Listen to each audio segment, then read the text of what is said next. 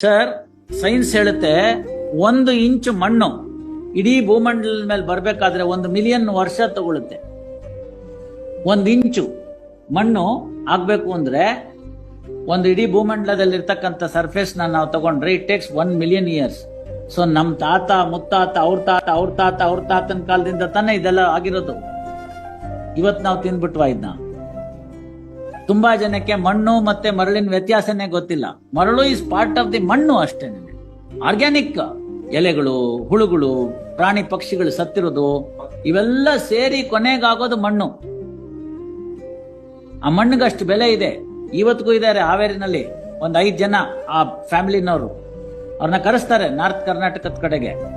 ಅವರು ಮಣ್ಣನ್ನ ನಿಜವಾಗ್ಲೂ ಹಿಂಗ್ ತಗೊಂಡು ತಿಂತಾರೆ ಅಂತ. ತಿಂದ್ಬಿಟ್ಟು ಇದ್ರಲ್ಲಿ ಇಂಥ ಬೆಳೆ ಹಾಕು ಅಂತ ಹೇಳ್ತಾರೆ ಇವತ್ತಿಗೂ. What A knowledge! ಇಲ್ಲ, ನೋಡ್ತಾರೆ ಅವ್ರಿಗೆ. ಅವ್ರ ಎರಡು ಕಾರಣ. ಒಂದೇನು ಅಂತಂದ್ರೆ ಆ ನಾಲೆಡ್ಜ್ ನ ಅವ್ರು ಉಳಿಸ್ಕೊಂಡ್ ಬಂದಿದ್ದಾರೆ. ಉಳಿಸ್ಕೊಂಡ್ ಬಂದಿರೋದ್ರಿಂದ ಅವ್ರ DNA ನಲ್ಲಿ ಆ ರುಚಿಗೆ ಯಾವ್ದು ಬರುತ್ತೆ ಅನ್ನೋದು ಗೊತ್ತಾಗಿದೆ. ಟಿವಿನಲ್ಲೆಲ್ಲ ಪ್ರೋಗ್ರಾಮ್ ಬಂತವ್ರದ್ದು. I met those fellows. Literally they eat. ಮಣ್ಣು ತಗೊಂಡು ತಿನ್ಬಿಟ್ಟು ಇದ್ರಲ್ಲಿ ಇಂಥದ್ದಾಕಿ ಅಂತ ಹೇಳ್ತಾರೆ. ನಾವೆಲ್ಲ ಹಾಳು ಮಾಡಿದೀವಿ ಬಿಡಿ ಅಷ್ಟೇನೆ.